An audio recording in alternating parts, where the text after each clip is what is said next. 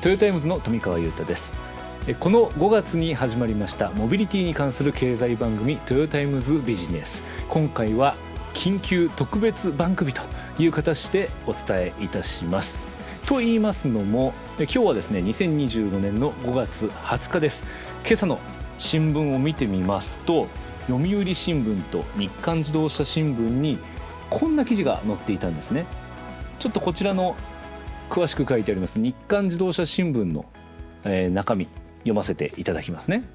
自動車会議所次期会長に豊田章男氏という見出しが躍っています。日本自動車会議所は次期会長にトヨタ自動車会長の豊田章男氏が就任する人事を固めたと。会長交代は8年ぶりです。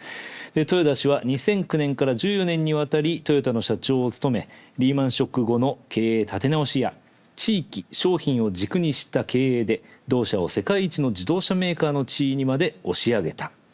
団体トップとしては自公会の会長職を2回合わせておよそ7年務め、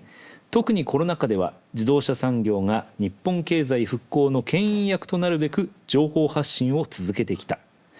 自公会会長は23年末に退任しており、主要な自動車団体の要職に就くのは1年半ぶりとなるという内容の報道でした。ということで、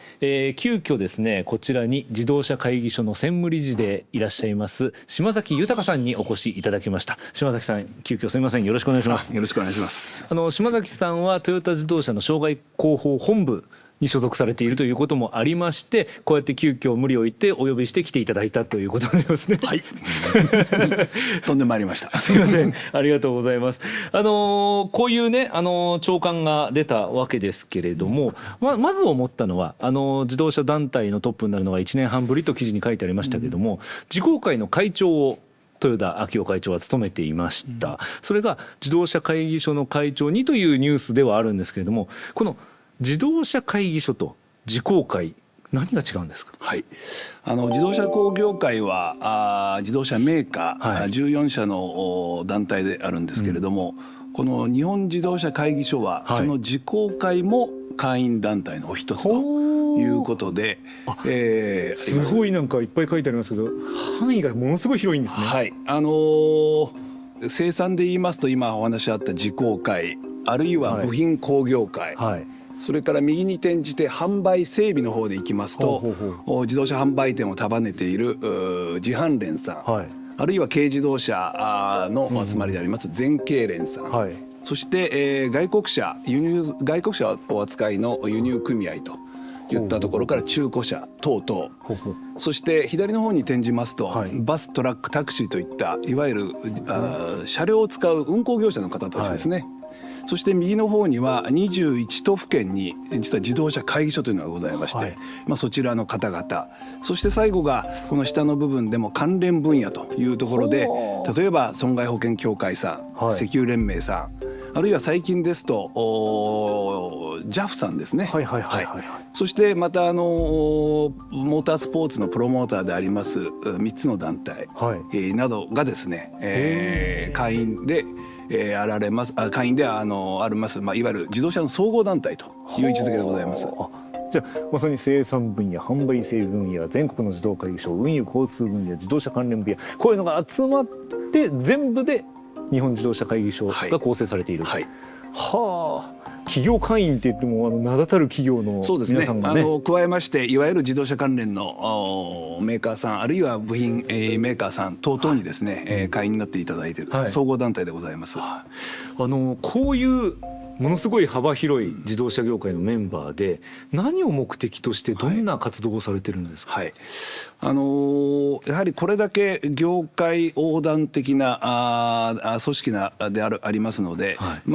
横連携ですね、この強化をする。でその中でも特に政府に対して、いろんな政策等の提言、あるいは要望をするということで、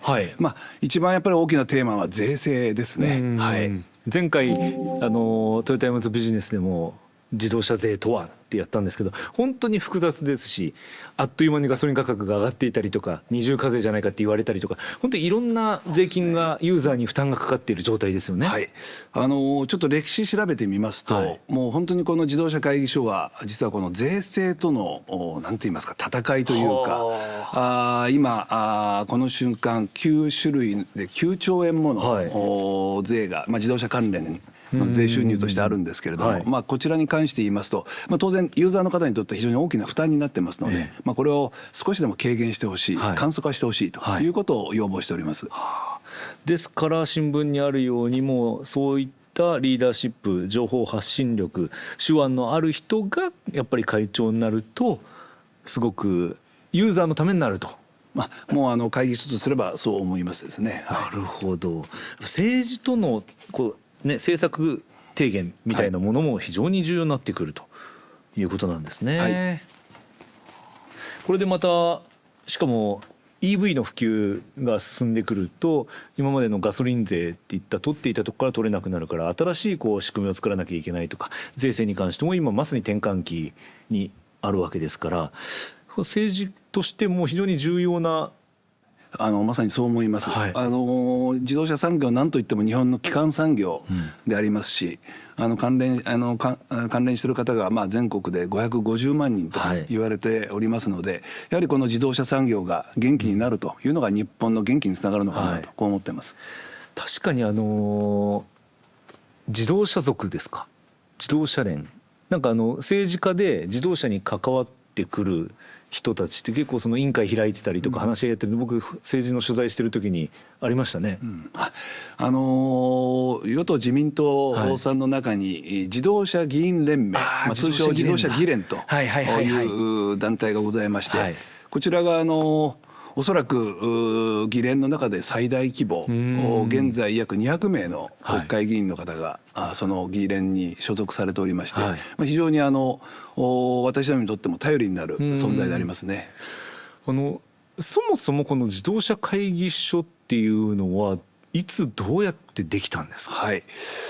遡りますと昭和21年、6月に発足してるんですが、もう80年近く前ですね。でその時のちょっと歴史をちょっと振り返ってみて、一つ驚いた発見があったんですけれども、その前年昭和20年、昭和20年8月って終戦の時ですね。そのわずか3ヶ月後、11月に設立されたのは自動車協議会。これが日本自動車会議所の前身団体なんですけれども、こちらの自動車協議会の設立にですね奔走して、そして自ら会長に就かれたのが豊田喜一郎さんです。そうなんですね。トヨタ自動車創業者でもいらっしゃいますけど、さらに驚きましたのは、その時点ですでに今の組織の原型、先ほど多くの方々が入ってるのをお見せしたんですけれども、その当時ありました、今で言いますとこの自公会、それから部品工業会、あるいは全経連さん、軽自動車ですね、そういった団体7つをですね、を会員としている自動車協議会というのを喜一郎さんが作られ、運営されてたと。私もトヨタイムズニュースで取材をしていますので遡っていくと、喜一郎さんとしては自動車という産業を立ち上げることが大事で、それが日本を支えていくんだという強い思いがありました。そういったことも含めて一人じゃなくて、やっぱり力を合わせていかなきゃいけないんだっていうことだったんですかね。そう思います。というかそれがはっきりと書かれておりまして、そうですか。自動車協議会、自動車産業はですね、今後とにかく日本の産業発展のために、その中核となってやっていくということが込められておりまして、そしてその翌年昭和21年に3人の設立発起人の方によって、作られたのがこの会議所であります。そんな重要なね、もう日本の自動車産業を豊かにしていく、日本を豊かにしていくという意味も込められた自動車会議所だと思うんですけれども、ニュースとかで出てくるのって自公会とこばっかじゃないですか。この自動車会議所っていうのがなかなか耳慣れないっていうのはどういうことなんですか？それが私どものその課題だと思っているんですけれども、やはり自動車業界におきましてはメーカーさんの集まりである自動車工業会、こちらが何といってもその組織規模などからですね、もう何といってもやはり発言力あるいは発信力があるのかなとこう思っておりまして、私どもからすると逆にその自公会さんとですね、一緒になって今後いろいろと活動を広げていきたいとこう思ってます。でも自公会も一員なわけですよね、会議所のね。そうです。はい。って考えるともっともっと広い分野といいますか、車だけじゃなくて例えば道であったりとか、さっきの税制であったりってちょっと広い範囲で自動車に関わることっていうのをやっぱり会議所がしっかりと担っていくっていうことですよね。はい、例えば交通安全といったこともこの会議所ならではのですね、いろんな関係団体とご一緒にできる組織体でもありますし、何かやはり自動車の業界を一つにまとめるような、そのためにはもっと裾野を広げてですね、やっぱり活動を広げていきたいなというのは思っております。もう豊田喜一郎さんが立ち上げた自動車協議会がつながってるってだけでもすごくなんか親近感湧いてきたんですけど正一郎さんも19年間会長を務められたんですか？第11代自動車会議所会長でいらっしゃったんですけれども、実はこれもですね、ちょっと喜一郎さんと絡むところがありまして、喜一郎さんが先ほど申し上げた前身団体自動車協議会を立ち上げた時に、この自動車業界において、とにかく渾身の場、一つの大きなクラブを作りたいと、こういうことを言われている。それからその1年後にできました自動車会議所もですね、当時その設立推奨の中に、自動車会館の経営ということが書かれてるんです。でそれがずっといわゆる悲願でありまして、それで第11代正一郎会長の時に、今のですね芝大門に日本自動車会館、こちらに、その時の自動車団体関連団体14の団体をですね、束ねてこちらのビルに入ったという経緯がございます。JAF とかも入ってる場所ですよね。自公会さん自販連さん等々ですね。ですよね。取材で行ったことありますもん。自動車会館こちらはよく自公会が記者会見でもお使いになってますね。このね手書きみたいな看板があって、これは正一郎さんが当時そうなんですか、記号されたと聞いてます。正一郎さんの字だったんですか。知らなかった。へえ。じゃあまさに同じようなことを喜一郎さん正一郎さんっていうのは同じ思いを持ってされていたっていうことになりますよね。豊田家の思いが脈々と継がれてきているような、もちろん豊田家だけじゃないですけど自動車への思いっていうのはここに現れてる。そうですね。もちろん今お話あったように、豊田家あるいはトヨタだけではなく、もう本当に自動車に関わる皆さん、